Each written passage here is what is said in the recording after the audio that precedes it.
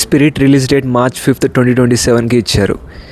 So release డేట్తో నాకు ఏ problem లేదు, కానీ ఫస్ట్ లుక్ పోస్టర్ చూసినా కానీ, లేకపోతే Arjun Reddy movie, Kabir Singh movie, animal చూసినా కానీ మనకు కామన్గా కనిపించే థింగ్ ఏంటిదంటే హీరోకి లాంగ్ హెయిర్ ఉండడం, థిక్ బియర్డ్ ఉండడం, స్మోకింగ్, డ్రింకింగ్ ఉండడం, ఇంకా యాంగర్ ఇష్యూస్, బ్లడ్, వైలెన్స్, ఇది సేమ్ థింగ్.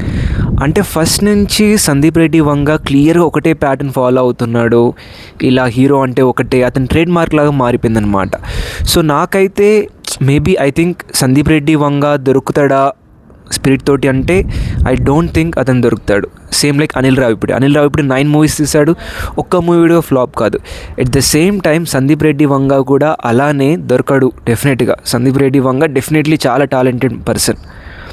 కానీ అర్జున్ రెడ్డి, ఇంకా యానిమల్, ఇంకా స్పిరిట్ తీసుకుంటే ఈ 5-6 క్యారెక్టర్స్ ఏదైతే ఉన్నాయో చాలా రిపీటెడ్గా, హీరో క్యారెక్టర్ చాలా రిపీటెడ్గా అనిపించింది. అంటే మేబీ ప్రతి మూవీలో అలా యాంగర్ ఇష్యూస్తో చూపించడం, థిక్ బియర్డ్, లాంగ్ హెయిర్, వీటితో చూపించడం అవసరమా అంటే మేబీ ప్రతి క్యారెక్టర్ని ఎందుకు అలా తీసుకుంటున్నాడు అనేది నేను అనుకుంటున్నా.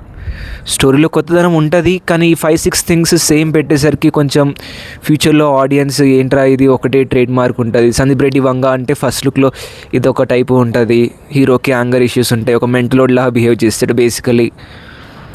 సో అలా ఒక repetitive thing maybe Sandeep Reddy Vanga even upcoming మూవీస్లో అదే క్యారెక్టర్ టైప్ పెడతాడేమో హీరోస్కి. కానీ అఫ్కోర్స్ టేకింగ్, ఆ మ్యూజిక్, స్క్రీన్ ప్లే, ఆ స్టోరీ అనేది డిఫరెన్స్ ఉంటుంది. కానీ నాకు ఇదొకటి అలా అనిపించింది.